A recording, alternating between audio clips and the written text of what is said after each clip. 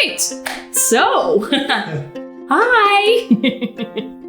My name is Erin J. Green, and I currently live in Arlington, Virginia. I'm Ezra. I live in Tucson, Arizona. When he and I first learned of each other's existence, it was back in March of 2019.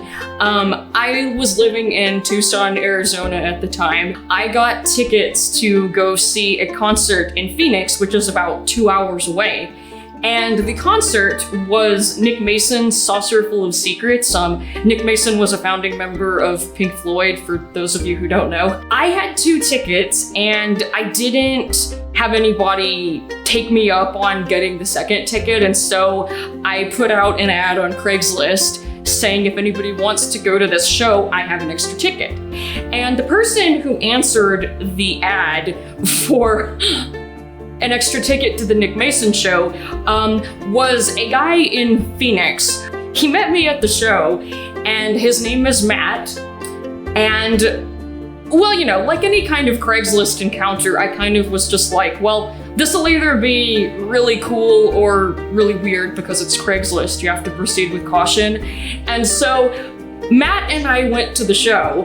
I just gave him the general rundown of like, oh, I travel a lot, I've lived in a lot of places, I kind of just go wherever life takes me. With like everything I said, he goes, you know, you remind me of this friend of mine.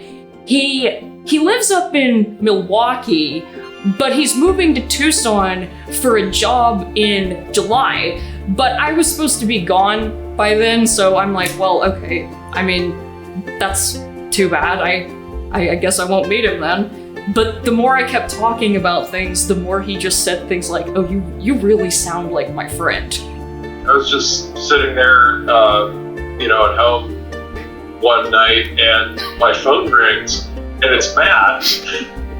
He was just going crazy about it. I'm like, well, that's kind of cool, but like, she's leaving in 10 days to go to, Wyoming. Like, when am I ever going to meet her?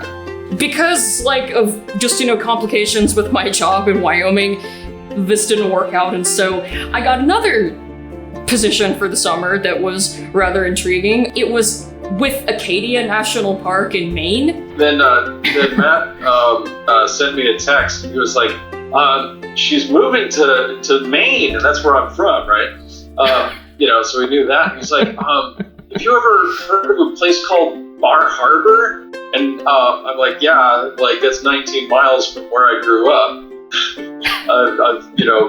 We used to, my friends and I would go down there all the time. Oh yeah, so then I just like texted him and like told him like 5 things to pass along to her about like cool places to go, like Stephen King's house up in Bangor and some things like that. But our early interactions were kind of just like him asking me, like, what kind of stuff are you doing in Maine? Like, what have you seen? Where are you going this weekend and all that? Because I guess you were feeling nostalgic or whatever. Well, I hadn't been there in 8 years at that point, so yeah, so I was like, asking about, like restaurants and things like that. Are they still open? Yeah. Have you been here? Have you been there? and I'll be honest, at first I kind of like, I was kind of just trying to settle into things and get used to the new job and like figure out like what I was doing, and he kept messaging me, and I was just like, dude, this is kind of annoying. Like, dude, come on. I don't really know how soon it really got into us talking every single day, but I know that at some point we were talking every day. End of August or something like that. Right, and my birthday is at the end of August, so he was actually the only person who sent me a birthday card. Not like I care about that really, because a lot of people said happy birthday, but but he sent me a card, and it arrived like on my birthday, and it was in like this green envelope, and green is my favorite color as well as my last name, so it was just kind of like, okay, I guess he knows me by now, and all that, I suppose. And we kept talking until the end of my season. I had communicated with my former employers that I had worked for the previous winter in Tucson, the people that I was working for when I met Ezra's friend Matt, and they wanted me to come back for another season. They thought I'd done a good job the past year. Well, there's this guy I've been talking to that I've never met in person. I guess I'll go meet him.